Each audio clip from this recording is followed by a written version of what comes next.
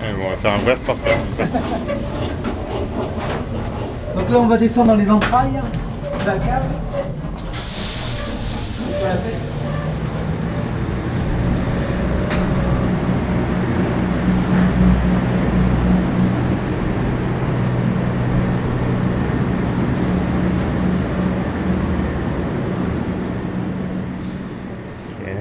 Donc là, on est dans une vraie cave à Roquefort, hein, comme dans le temps. C'est-à-dire que les travées de chêne étaient posées ici et les fromages séjournaient dessus pour l'affinage. Après, comme à Roquefort, une communication entre tous les étages pour laisser passer l'air ambiant, l'humidité entre tous les étages. Et là aussi, on va retrouver comme à Roquefort, donc une ventilation qui est naturelle, des fleurines. Donc ce sont des failles qui vont aérer naturellement la cave. Et comme à Roquefort, la cave doit être obligatoirement traversée par une fleurine. Il y a une rentrée ou une sortie, vice versa selon la température. Okay. Donc là, les fromages vont séjourner ici dans ces caisses. Donc on va les protéger d'une plaquette en polystyrène simplement pour les protéger de la moisissure, pas de la moisissure, de la salissure parce que l'humidité va tomber dessus. Et ce qui est toujours désagréable, c'est qu'après ça va faire des taches et l'eau va pénétrer sur le fromage et donc ça va faire quelque chose de morgé et le consommateur n'aime pas trop. Voilà, là vous avez un fromage. On va le suivre avec sa traçabilité, le 13-239, donc ça veut dire l'année 13 de l'année de fabrication, le 239e jour de l'année, et 12 c'était un numéro de cuve. Donc comme c'est une étiquette jaune, ça va être un lait cru, et donc là on voit que la moisissure commence à se développer de l'extérieur.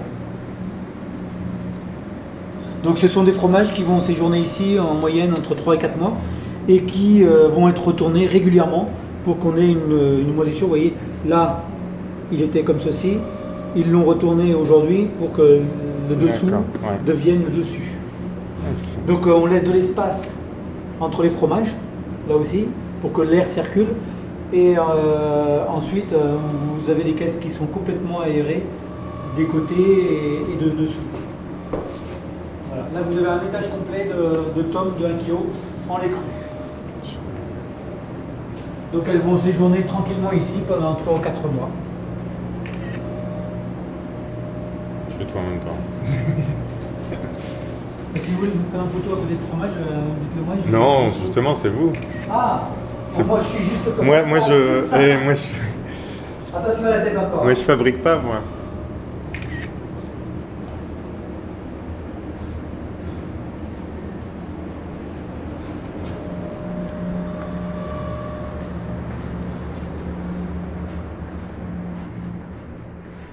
Donc toujours le même principe, hein, comme on dit à Roquefort, ben, voilà, la fleurine, donc la faille qui va transporter l'air, soit la faire partir, la faire sortir ou la faire rentrer, selon l'orientation du vent. Voilà. Et comme vous pouvez voir, ben, l'humidité, hein, ça coule, même s'il n'a pas plu depuis 2-3 semaines, eh ben, on a de l'humidité à venir dans cette cave et c'est l'important, c'est comment ça s'appelle, la chose importante pour avoir une cave qui soit humide, c'est qu'elle soit bien ventilée et surtout qu'il y ait de l'humidité tout autour. Là donc on est sur des fromages bio, pareil. Donc 13-204, hein, c'est 204e jour. Là on voit quand même que la croûte est un peu plus fleurie. Oui, elle est déjà fleurie. Donc avec un croûtage naturel et une fleur naturelle au-dessus. Donc là vous voyez quasiment 40 jours de plus en affinage, c'est toujours du bio et voyez ce que ça donne. Le plus dur c'est faire partir la fleur de surface et là c'est génial quoi, voilà. Elle est bien répartie, dessus, dessous, tout autour, avec des petites pointes de jaune qui viennent. Donc ça c'est une fleur naturelle qui est dans la cave et qui est là présente et ça pour nous c'est le top du top. Donc pareil, c'est un fromage qui, quand on va juger, quand Sébastien va juger que l'affinage est bien parti, et ben il va la remonter à l'étage et on va la frotter là-haut. Donc là on est à l'étage du bio, exclusivement. Pareil, même contrainte, on n'a pas le droit de croiser des fromages bio et non bio dans la même cave. Donc là, on va descendre au -4.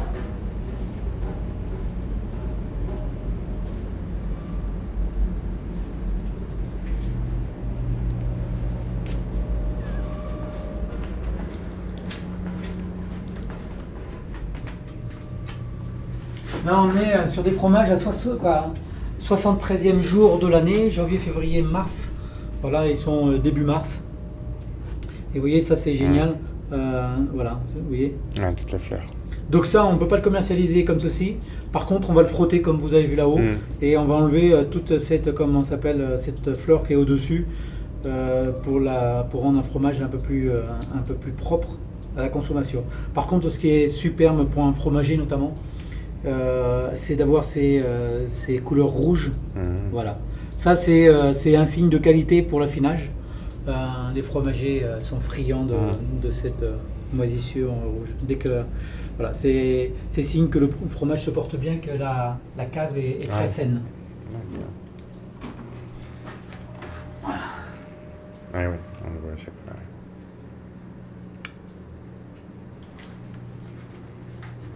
Mais oui, c'est des fromages qu'on va tourner à la main. Les uns après les autres, il y a beaucoup de travail. C'est du travail de manutention, mais il faut que le fromage soit bien affiné des deux côtés. Il ne peut pas y avoir un côté plus poussé que l'autre. Et là, donc, on est dans la réserve de tout ce qui est pâte pressée conventionnelle. Avec ici, donc, je vous ai dit début mars, et là, 182e jour. Vous voyez une fleur qui est un peu différente. Donc là, sur les marottes, on a un affinage de combien de temps? Normalement, on tourne dans les 4 mois. 4 mois. En moyenne. Par contre, comme on produit moins de lait en ce moment, au mois de septembre, on va augmenter l'affinage parce qu'on n'a plus suffisamment de matière pour fabriquer. Et donc, on peut tomber au mois de décembre sur des fromages à 6 mois. Et là, c'est le top. Par contre, on arrive à avoir des variations d'affinage parce que de 4 mois à 7 mois d'affinage, 3 mois de plus, hein, c'est le double. On a des fromages qui prennent un peu plus de caractère avec des pâtes un peu plus sèches.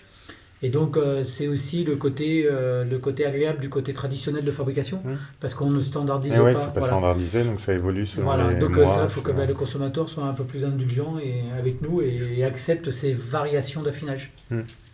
Ou alors, sinon, mais c'est ce qui fait le travail artisanal aussi. Exactement, mais il faut qu'il le sache. Tout à fait. Voilà, on est au plus bas du bas. On se sent bien, il fait bon. Ouais, il fait bon, on est bien ici. Voilà.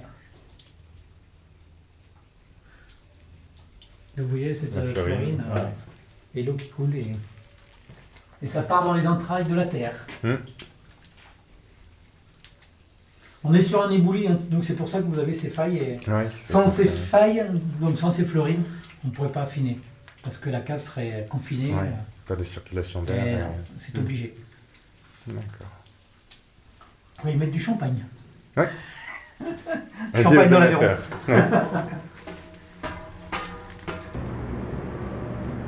Génial. Quand il est dans l'assiette et quand on prend le couteau, on s'imagine pas tout le pas travail qu'il fait justement, derrière. tout à fait. Voilà, et il y a des hommes et des femmes qui travaillent durement pour arriver à satisfaire des consommateurs et qu'on ait un fromage qui soit toujours tel qu'on l'a prévu, c'est-à-dire de bonne qualité, mais avec aussi un respect de toute la chaîne de fabrication. Ouais.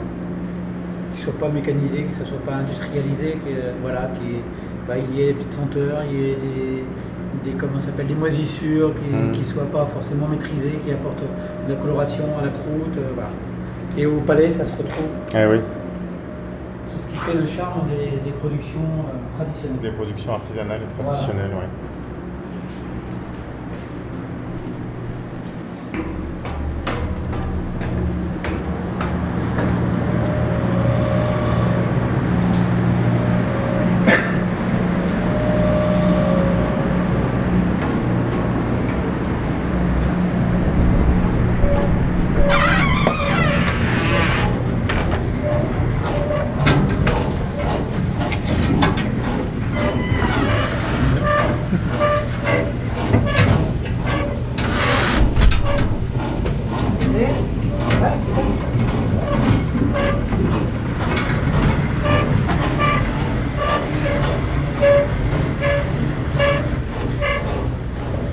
Et aussi pour donner un côté rustique du fromage.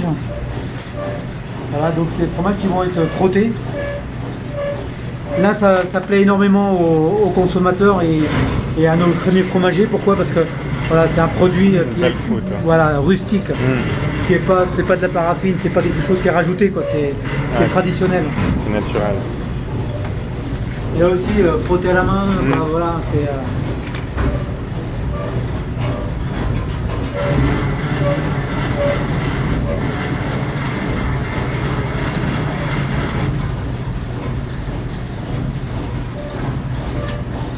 Un fromage qui est. Voilà. Il n'y a pas photo entre les deux, quoi, voilà.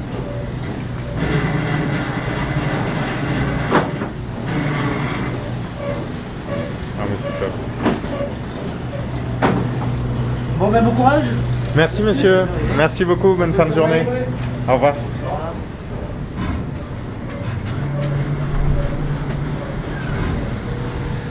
Merci.